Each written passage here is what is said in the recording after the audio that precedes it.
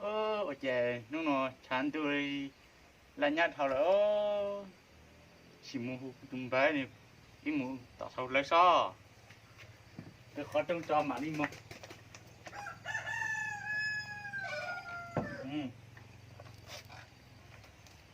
Là nhát gì rồi.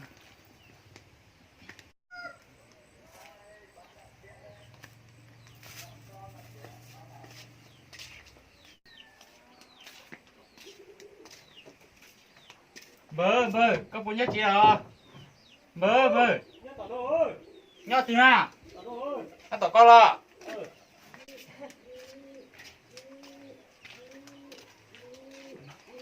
Bây giờ có lo. Lo rồi. Lo đi à. Cho nó. Nó chán được cây có bốn nhát chị giờ. Ôi, nó nhớ chế thì à. Ở bên nó quá chỉ sao? Ở bên nào cú nhát xí làm tiếng nhát thôi. Tôi giờ có say có một khẩu ấy ít lưng muốn gì cũng xin ha. Ồ, chỉ quá chế mà, nhà một cũng muốn tiền. Đó chỉ bỏ cá một cái tiêu, có cho ít mùi à. À, chỉ một cái tiền đó, chỉ tàu kiếm một tàu sau, lại một, sẽ là một nhà này một lương bia đi à. Ôi lý gì à? Đi à, nó nói nhau thế này. Mùng á. Mùng lạ mùng thế. Ôi, thì nó chán được cơ chỉ muốn nổ đi rồi. Giờ mà làm sẵn hết còn chỉ能够到能够哟。Rồi. Ô, là nhau, rồi đi.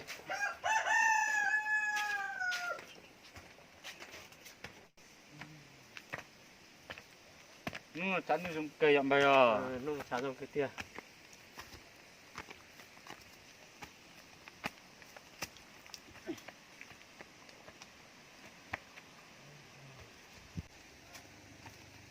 Ôi, tao.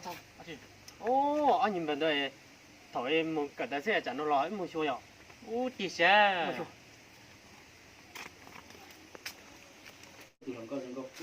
Ô, bà có lò đó. Ô, tôi lo thằng đây.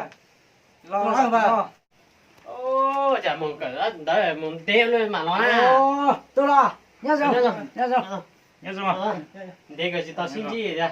Giờ cái tới chơi tôi mới. Ô, là nhau rồi, chơi tao đó. Chỉ một tờ dạo Ô, rồi. Tí chỉ một tỏi là dọn đi bắt tay coi thế nào mà. đi làm ra. Rồi. Chả có một cái đêm cái gì tao xin gì vậy? Ô, cái tới chơi đây.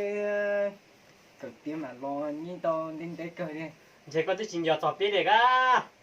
Ô, để cho nó cái này trả đi à. Cú nín bơ một cái bơ thọ mới lòi à. Ô, một cái con ba xong lò. Thì là thằng con này nếu có gì là cho con cầm mà ô chỉ tao xin chỉ lấy đi à. Bây giờ bây giờ bị chế nó chế nhưng do có cái gì chỉ bỏ cha đi. Ô, cú là cho nên cha thì xin mong tất cái gì mi trong lia. Để lúc nó lá chi nào. Thằng cú một cái tia cú cái cho nó là. Ô còn cái cho nó đi à. Ừ. Bây giờ bông thì lúc nó lá chiều. Đừng có chạy rồi. Tôi nói chơi giờ dù tôi sức phước hay dù là dù đi. Ô. Nó là. Nhìn nè cái cho con đi à. À. Chạy hai ô.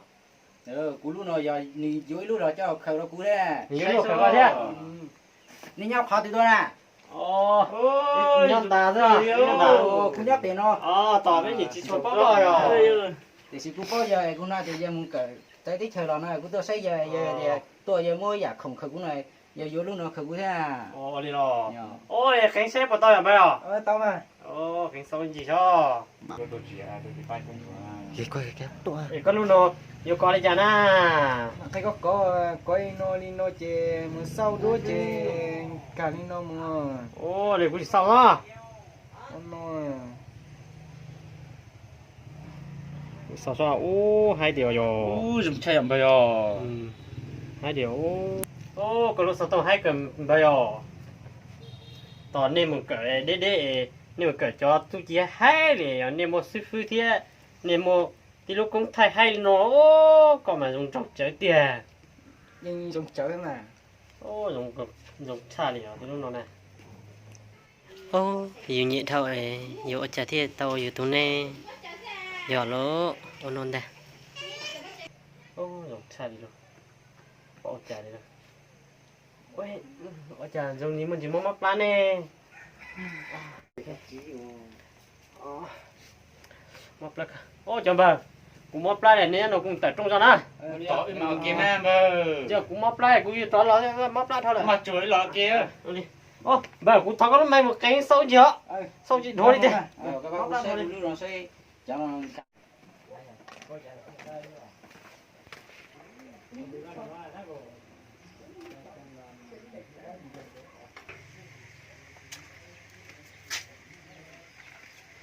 rộng này mà nhiều đặt to cho những cái món này san chạy tiền một cỡ xí xí loại nhiều cho những trụ nhất thì nó chỉ có đặt tàu nó nhiều tàu nhiều tủ khi mà chỉ kia chỉ tạt thả đi một lo san rồi thì chỉ một kia thôi một ô những cái món đây những món tê lôi nè quả lòi nè mốt đó thì mình để rồi như món tiệc á ô ở tầm bờ món tiệc họ cũng sẽ như bột tôm món á này nho một chỗ lọ đây khi có này cái sang mình sẽ gì cái ly nào này gà ly nào mà họ nó xay nó này cú này chỉ một cẩn tới đây chỉ bom tới đây có mà nước khe có cú lò này chỉ này chỉ có sau chỉ nhau cho này ô dạ mà mình đeo nè giờ dùng coi mình cái đó số tôm mù số bây giờ đó anh chừng mà đã có số tôm mù ga ô bây giờ giờ tôm mù số à anh nhìn chỉ mua ô anh nhìn chỉ mua nó mua cái đó số tôm mù ga bảo ô để thầu chỉ bỏ đi à mua sao tao có ô anh nhìn chỉ mua đại thì mua pla thì ô tao tên nó thực sự khế mù ga bỏ đi bỏ tang cái đó số tôm à bà ô anh nhìn chót bỏ nữa giờ cũng nhớ đáp pe là giờ cũng nhớ ra nó mà cũng bao thì lấy trong đi trà sao anh mà cứ sao liền mất cú sao tông nhỉ nè ô cái đó số tông thế kỳ á cú yêu cột chơi đi ha ô chế chỉ phải đất cả đi nó đi trà anh nhìn chim mua à nó chưa cũng bỏ cũng muốn chờ thế nè hay cái kia thế nè một đất cả thôi bà nằm mò có cho nhiều món thì chả cũng cho nhiều tốt là có chế chỉ bỏ có nhát từ nè ô tí giờ nằm ngoài chỉ lấy cỏ cũng lên rồi lấy mùng thịt trống nữa con tôi sẽ chỉ bỏ thôi ô nằm mò cũng có tôi giờ có mong cho nhiều dùng đàn liên đó thì chỉ bỏ có lại cũng dùng nhiều đàn mà lấy khó liên họ sao mà ô một rau thì tiền đây đi rồi cũng nhiều họ nói pí cũng nhiều cho cười đi à giờ đi mà cũng chỉ lấy cũng cho nó có cho nó gió giò sao nhớ kỳ của tôi gió rồi cũng bị dậu ấy mà nhớ kỳ có sen gió tôi cũng muốn nữa đi chúng mày cú rồi nè giờ thôi rồi cũng sai đi anh nhìn chim mua đấy giờ dùng có anh nhìn chim mua nó gì nhiều cái đó số tông số nào ô anh nói đào cú sao tông kia giờ các anh sẽ không đâu anh nhìn chót tỏ mua ô cái này nuôi chim mua vào ta nói nhiều cú tụi bạn nó sao tông vậy à có một cú sao tông nhiều quá chị có tụi chim mua cái lọ nó quay cái sao thôi bà con chim mua nè bây giờ dùng đàn nó đã hậu lại nè thôi bà còn phải cú tụi bạn nó lúc sao tông vô kỳ rồi nè thôi thôi chúng bà bà có tụi chim mua mua nó chim mà hay à thôi bà thôi cũng chỉ chọn đây đi nữa vâng chả nó sẽ cây vô đi chả đấy cái này muốn cho các lọt đó uy gì mà anh nhìn chim mua nè như bố mua sao tông ra cái lọ thôi giờ chúng bà tiếng gió ta luôn gió tới này ta gió biết đó cứ ở đi thầu lại phun trả thì phun đầu này chứ con nhìn chim mua nè vâng chả nó sẽ cây vô đi chả đấy ôi sao tông lại mua mùa chè có chơi là đó nói mà đã có vô được vô đi thế nào anh chim mua nè đi khó theo chỉ cho cô lý do đàn nó đã hậu lý đâu đó khó cô chỉ cho có nó nghe thế mà lý do nó sâu đi đó thôi để cho chị con chim mua nè thế bây giờ mỗi giả thôi à cú lu nè thế à cú tụm bà nó một cận đấy thì lò cú lu nè cú thế chỉ có đi chả nè thế à chỉ nó là một cái sao đi đâu đó cho nó chứ là một anh này sợ này cho nó sợ này gió gì là này đấy để gió mà chị mà anh này gió rồi nó bây giờ mỗi giả mà bây giờ chúng ta xí luôn à ô liều sợ lì á cứ liềm mà cái mua xin cả cái mua xí đó ừ là gì à tôi chỉ cú thòng thôi. ô tao chỉ nhớ về tao xin nói cú tao chỉ là liền đàn trong đó Đâu mà la mà cái chiều họ cú lì nó cú sa đi mua. để có bộ đó đi à đặt đi thế nào Muốn lên nó đào đi. bà đi Đặt đây tao chỉ tao đặt đây nữa. để có bộ đó đi cũng mà cho có bộ đó đi tỏ chúng nhau chúng nhau bộ pe cũng Nên mua đây đá mua đi à giờ có bộ đi mua đi à cú nó đã đi mà la cờ đi mua bà đi lọt xịt cửa đó đi ôi bà phía đó đi đi mà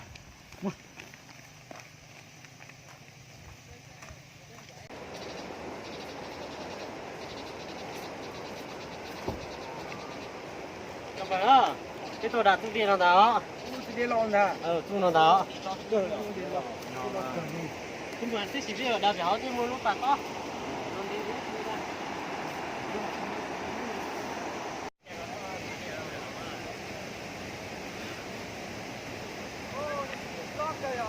ô chả nói gió lúc trên đun nằm mà lo sao chả nói gió Nó sẽ đi.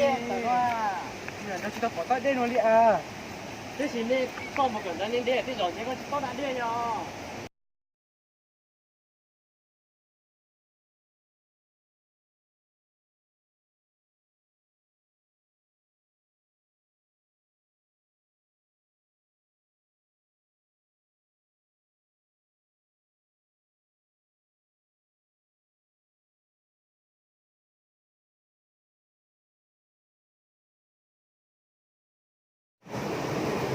vâng ở lý nó buổi sáng này chỉ một tiếng chiều chờ liền có biết rõ rồi mà có bây giờ tụ chỉ có đi hết chứ để có mong họ để biết là mua có chỉ biết mong nhận lại cho tiếp chỉ một tiếng là thế hả Ủa, cái ô liu. ở lý Cái này cú hai đây đây.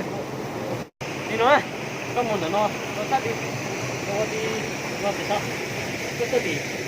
tôi thì lúc có gì đâu nhà họ để có chú để họ để biết cái chỗ cắt cọng nữa Ô liu nữa. đây có một đó liều rồi nào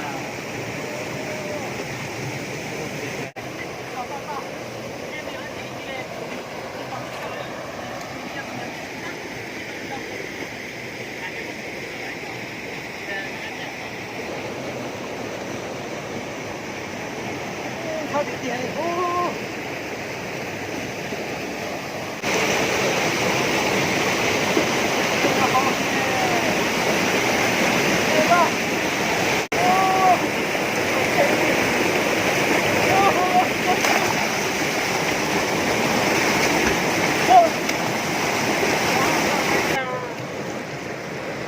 ô ai giờ nhưng mà hao à ô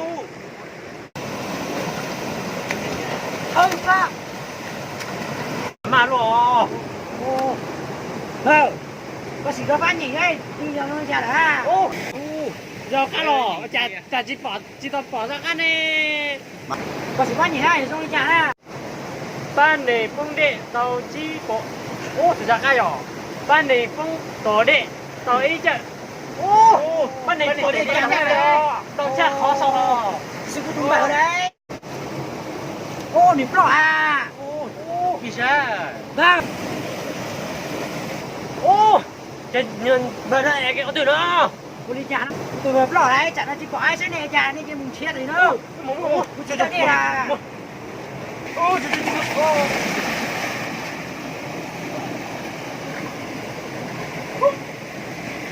vâng không phải nghe từ ơi vâng nghe từ à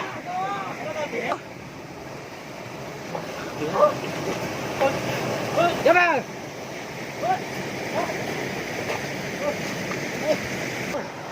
chú ôi chú ơi ôi chú ôi cho nó ô đi sao vâng